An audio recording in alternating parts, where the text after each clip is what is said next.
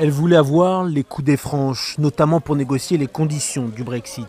Theresa May sort finalement de ce scrutin avec un boulet au pied. Si le Parti conservateur semble arriver en tête, il serait en passe de perdre la majorité absolue au Parlement. En ce moment, plus que tout, notre pays a besoin d'une période de stabilité.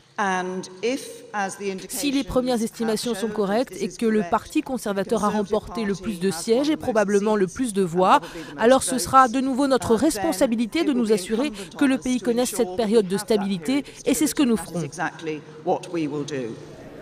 Mais si la Première ministre tente de garder la tête haute, ses adversaires font feu de tout bois. À commencer par son principal rival, le travailliste Jeremy Corbyn, dont le parti remporterait entre 30 et 40 sièges de plus que dans le Parlement sortant. S'il y a un message au résultat, c'est celui-ci. La Première ministre a demandé des élections parce qu'elle voulait un mandat. Le mandat qu'elle a, c'est qu'elle a perdu des sièges conservateurs, perdu des voix, perdu le soutien et la confiance.